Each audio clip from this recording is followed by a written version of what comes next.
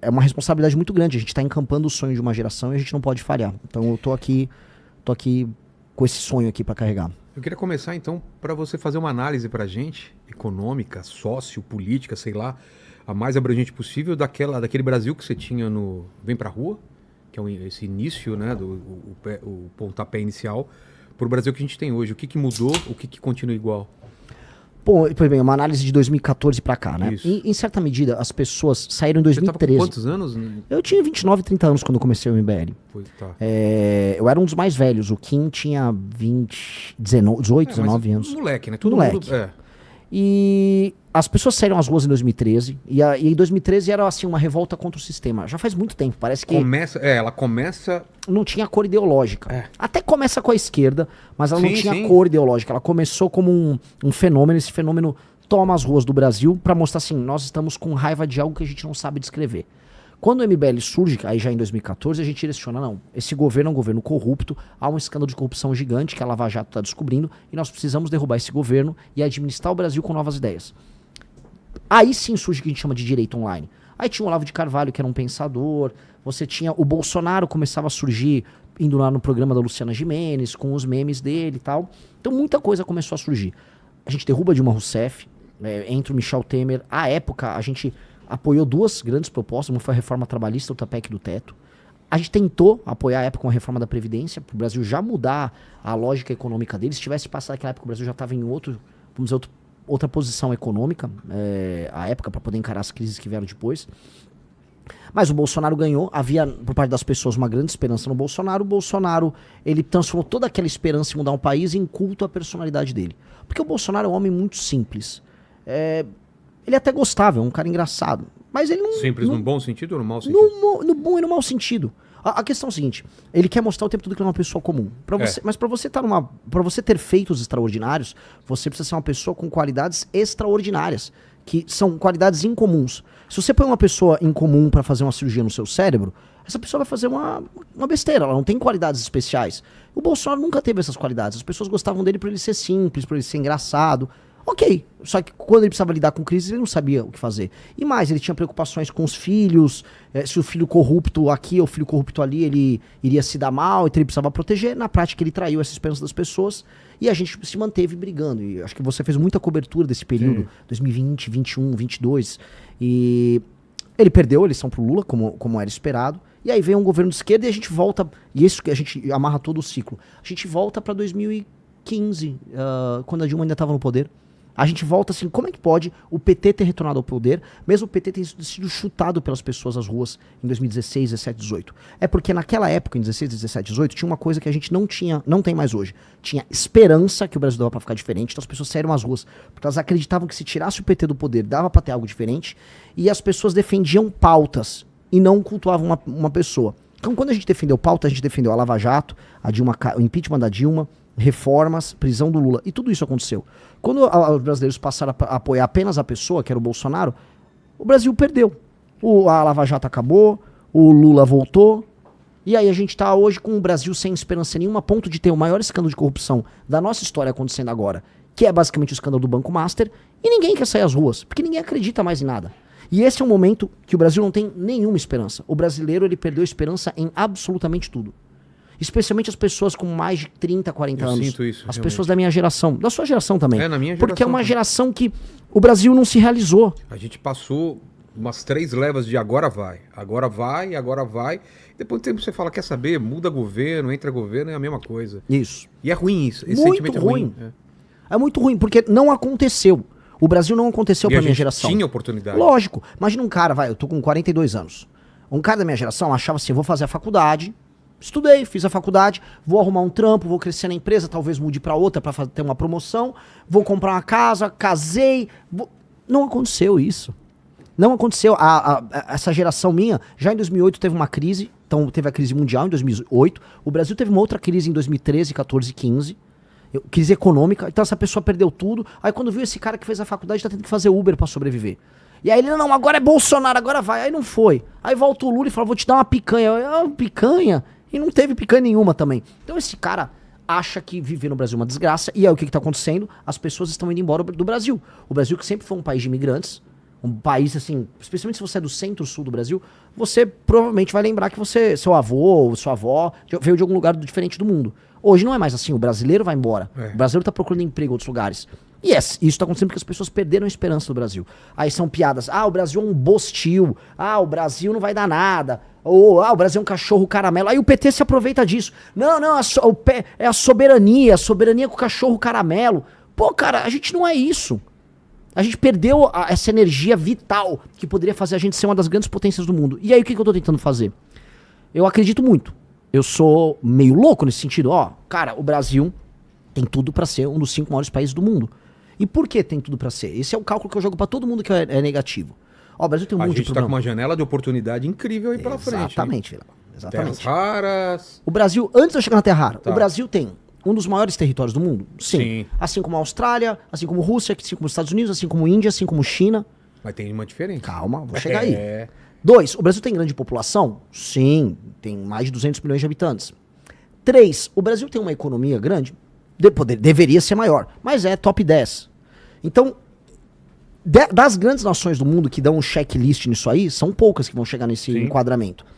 Eu colocaria 5 e incluiria a União Europeia como 6º. Que China, Rússia, Índia, Estados Unidos, Brasil e União Europeia. Vamos botar assim.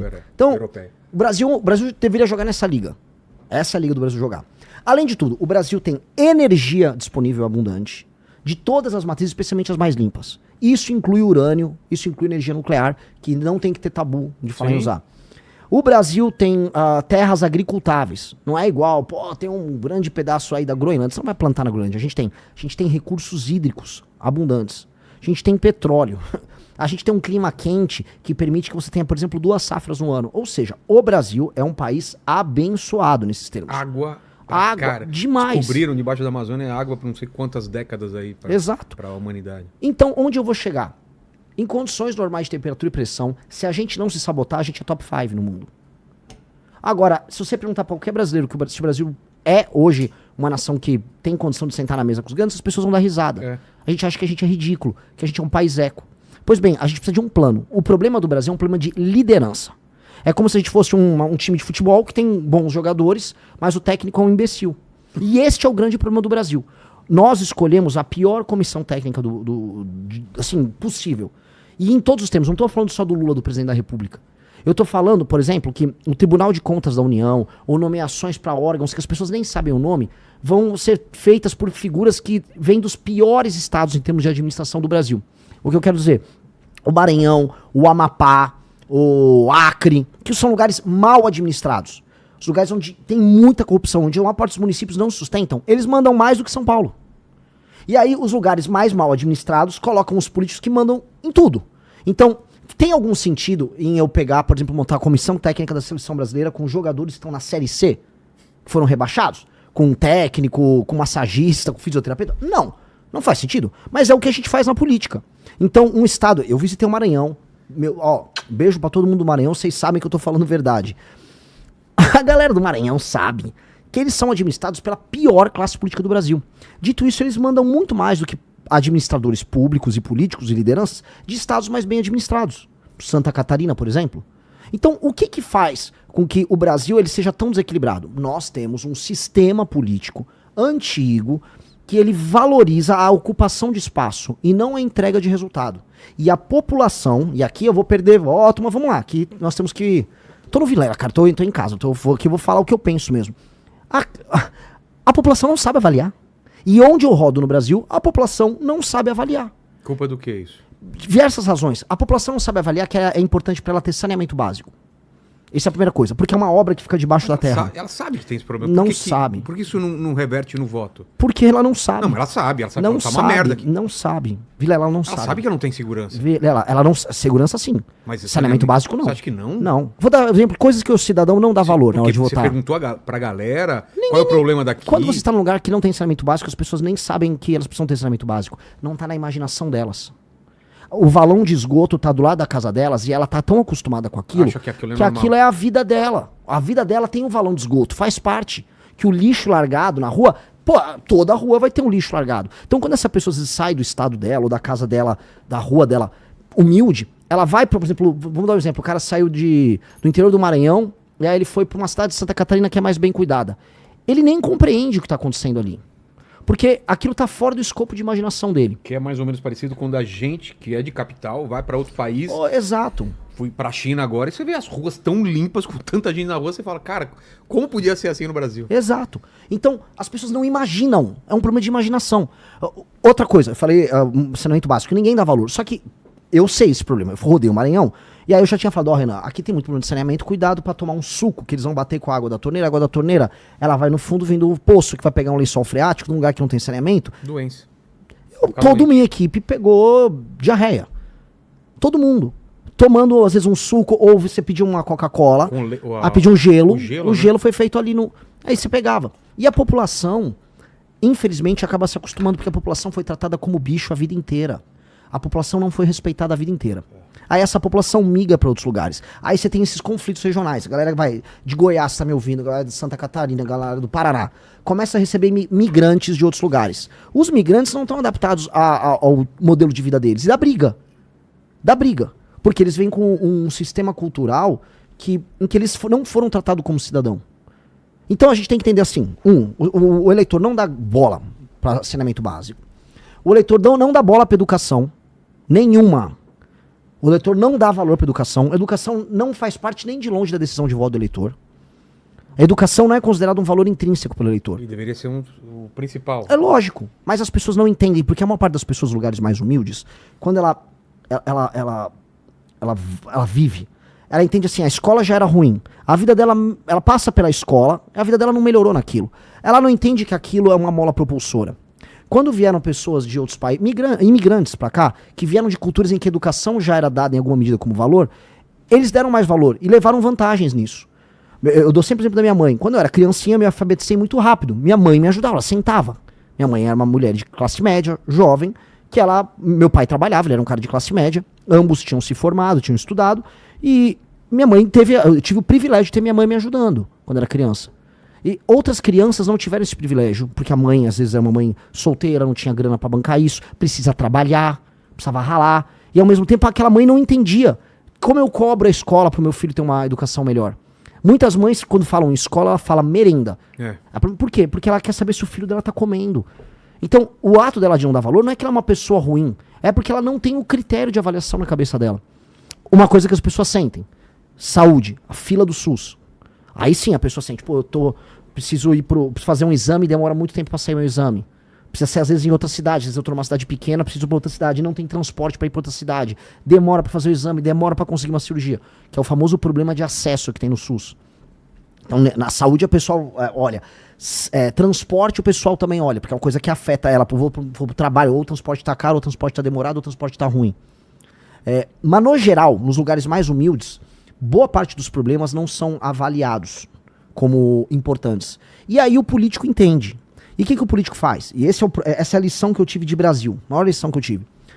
O político ele entende que ele pode cooptar aquela pessoa. Então você tem uma família com 5 pessoas. Ele dá um emprego pra uma pessoa na tua família. Aí a tua família inteira é obrigada a votar nele e apoiar ele o tempo todo. Ele distribui uma telha, um saco de cimento. Ele fica mantendo você num sistema de favor, e nada disso envolve atividade econômica gerada no município, porque ele vive de repasse do famoso FPM, Fundo de Participação dos Municípios, que é um repasse que vem lá do governo federal. Esse repasse vem de dinheiro tirado de outros lugares. E esse político não tem nenhuma responsabilidade em aumentar a arrecadação, tampouco em melhorar a vida das pessoas. E é por isso que eu comecei a jogar luz sobre esse problema ao redor do Brasil, que eu falei, cara, todos os políticos do Centrão, os políticos mais corruptos, eles vêm desse modelo de engambelar o eleitor, de comprar o eleitor, de manter o eleitor ali como um servo, enquanto ele tira dinheiro de outros lugares do Brasil que estão ralando e pagando imposto altíssimo, e aí ele se mantém, fica rico no meio, e aí ele tem o ciclo eleitoral. Se esse cara tá no Nordeste, não no Norte, no Nordeste tem, por exemplo, vai acontecer agora o São João. Todo político do interior tem que fazer o maior São João possível, e o eleitor avalia ele se o São João for grande.